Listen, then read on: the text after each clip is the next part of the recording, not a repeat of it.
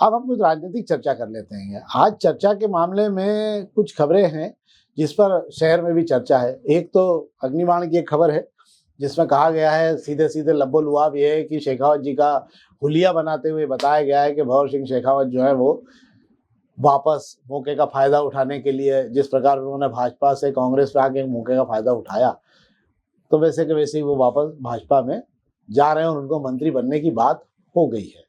हालांकि शेखावत जी का कहना ये है कि ये सब कोरी बकवास है, इसमें कोई दम नहीं है, एक रत्ती भी दम नहीं है। और इस मामले में जब भाजपा के ही अन्य नेताओं से बात की गई तो उन्होंने भी कहा, पर एक विधायक ने कहा कि इस मामले में कि शायद विधायकों का जो वो बना हुआ दल बदल अधिनियम बना हुआ है, उसमें अगर कोई भी अकेला विधायक अगर इधर से उधर जाने की कोशिश करता है, एक का तो शायद कांग्रेस ने नोटिस भी दे रखा है जिसको हाईकोर्ट लगा रखी है कि इसकी संस्था समाप्त की जाए। तो ऐसे में अगर संस्था समाप्त हो जाएगी तो भंवर सिंह शेखावत को वापस चुनाव के मैदान में जाना पड़ेगा और चुनाव के मैदान में लड़कर उनको वापस आना पड़ेगा। इसके बाद ही वो जो है भाजपा में ये सारा हो पाएगा। इसलिए मुझे लगता नहीं, क्या आपको लगता है कि ऐसा कुछ संभावना दिखती है? भाई सब राजनीति में संभावनाएं का तो कयास लगाए जाते हैं सिर्फ, ठीक है। ये शेखावत जी को लेकर बात हो रही है या नहीं हो रही है मुझे नहीं पता है, पर अगर कोई भी विधायक अगर बदलेगा दल तो उसकी विधायकी रहेगी नहीं, उसको फिर से चुनाव लड़ना होगा और जिस दल में वो जा रहा है उस दल से उसको टिकट मिलना चाहिए।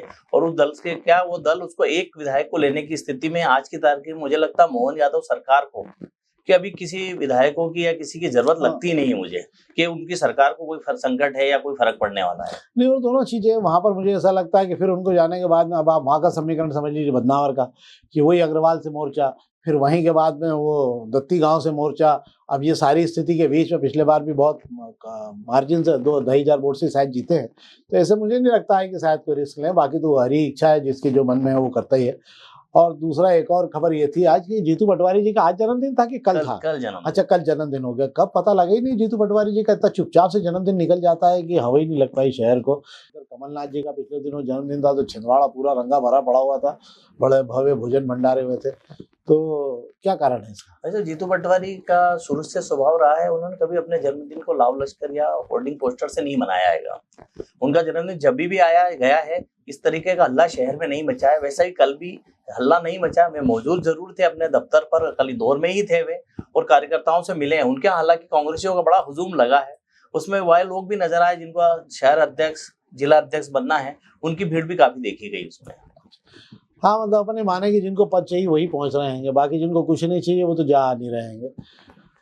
तो ये तो था आज का कुल मिला के राजनीतिक परिदृश्य जो शहर के बीच में चर्चाओं में चलता रहा।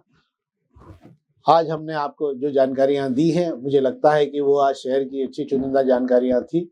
हम एक बार फिर आपसे आग्रह करेंगे कि कृपा करके इस कार्यक्रम में अधिक से अधिक लोग इसे लाइक करें, अधिक से अधिक लोगों तक शेयर करें, ताकि हम और अच्छे से बेहतर तरीके से इस कार्यक्रम को बना सकें। यदि इस कार्यक्रम को लेकर अगर आप कोई सुझाव देना चाहते हैं तो आप हमें सुझाव हमारे लिंक में नीचे दे सकते हैं ताकि हम उसे और बेहतर कर सकें। बहुत बहुत धन्यवाद।